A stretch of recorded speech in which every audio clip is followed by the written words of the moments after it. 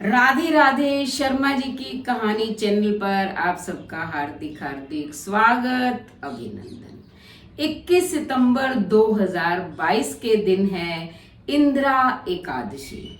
अभी पितृपक्ष चल रहा है, तो इस पक्ष के अंदर जो भी एकादशी का व्रत करता है या मात्र इसकी कथा या महात्म्य ही सुन लेता है, तो उसके सभी कष्ट तो दूर होते ही होते हैं, पितरों को भी मुक्ति मिल जाती है। तो एक बार जो है युधिष्ठिर ने भगवान श्री कृष्ण से पूछा कि प्रभु आप ये बताइए कि आश्विन मास के कृष्ण पक्ष की एकादशी का नाम क्या है और इसके व्रत की क्या विधि है, महात्म्य क्या है। तब भगवान श्री कृष्ण ने कहा कि हे युधिष्ठिर, ये एकादशी का व्रत मुझे सबसे प्रिय है और आश्विन मास की कृष्ण पक्ष की एकादशी का नाम है इंदिरा एकादशी। जो भी व्यक्ति इसका व्रत करता है, चाहे वो निराहार रहकर करे या फलाहार करके, तो उसके पितर जो हैं वो किसी भी योनि में हो, उनकी मुक्ति हो जाती है। तो उन्होंने कहा कि मैं तुम्हें एक प्राचीन इतिहास सुनाता हूँ। एक बार की बात है, प्राचीन सतयुग के अंदर महिष्मती नगरी के अंदर इंद्रसेन नाम का राजा राज्य करता था। वह बहुत ही प्रतापी न्याय प्रिय राजा था। एक दिन उसकी सभा लगी हुई थी। अचानक नारद मुनि जो है घूमते घूमते उसकी सभा में आ गए। तब जो है राजा ने उन्हें उचित सिंहासन दिया, नारद जी का सम्मान किया। तब नारद जी ने कहा कि राजन, सब कुशल मंगल तो हैं, क्योंकि तुम जो है बहुत ही प्रतापी और महान राजा हो। राजा ने कहा, हाँ नारद जी, आपकी कृपा से यहाँ सब कुशल मंगल है। तब नारद जी ने कहा कि हे राजन, एक बार मैं ब्रह्मलोक से होता हुआ यमलोक में गया।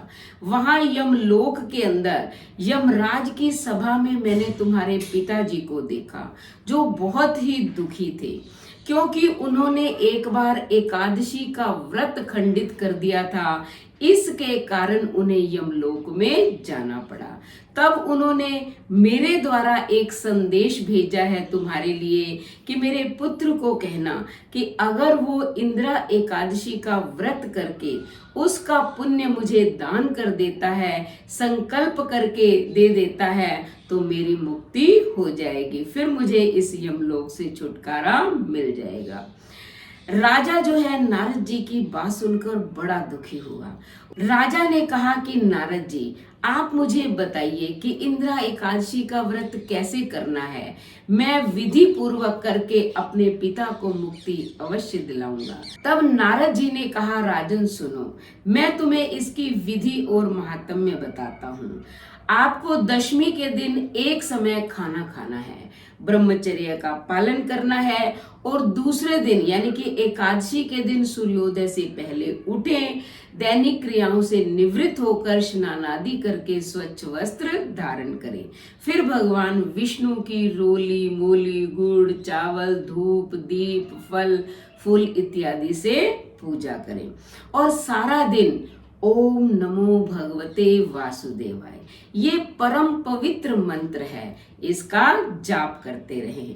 इस दिन या तो निराहार रहें या एक समय फलाहार करें। आपको भोजन नहीं करना है, भोजन वर्जित है। और सारा दिन भगवान के नाम का स्मरण करते हुए रात्रि जागरण भी करें। अगले दिन द्वादशी के दिन स्नान आदि करके पहले ब्राह्मणों को भोजन करवाएं, उसके पश्चात जो है पूरे परिवार सहित स्वयं भोजन करें। अगर तुम आलस्य त्याग कर इस एकादशी का व्रत करते हो और उसका पुण्य अपने पिता को दे देते हो, तो तुम्हारे पिता की मुक्ति हो जाएगी, यानी कि वो यमलोक से स्वर्गलोक को चले जाएंगे। तो ये कहकर नारद जी तो अंतर ध्यान हो गए। तब राजा ने बहुत ही विधि पूर्वक, जैसे ही श्राद्ध पक्ष में इंदिरा एकादशी आई, उन्होंने व्रत किया। दूसरे दिन ब्राह्मणों को भोजन कराकर खाना खाया। फिर उन्होंने देखा कि आकाश मार्ग में जो है फूलों की वर्षा हो रही है और उसके पिता जो है विमान पर बैठे हुए यमलोक से स्वर्ग लोक को जा रहे हैं। तो जो भी व्यक्ति इस एकादशी की कथा को सुनता है, व्रत करता है और उसका संकल्प करके जो पुण्य है वो अपने पितरों को दे देता है, तो उसकी खुद की तो सभी मनोकामनाएं पूरी होती ही होती हैं।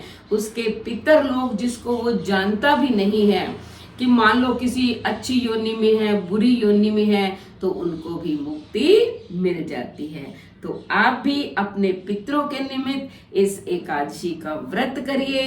व्रत नहीं कर सकते तो इस कथा और महात्म्य को सुनिए, भगवान विष्णु की पूजा कीजिए और उसके बाद जो है संकल्प करके पुण्य अपने पितरों को दे दीजिए। फिर देखिए भगवान विष्णु की अपार कृपा कैसे आप पर बरसती है। तो पहले अच्छे से कथा सुने, उसके पश्चात चैनल को सब्सक्राइब करें, लाइक और शेयर करें, कमेंट करें और बेल आइकन के बटन को दबाएं ताकि ऐसी ही धार्मिक वीडियो का नोटिफिकेशन सबसे पहले आपको मिले। धन्यवाद।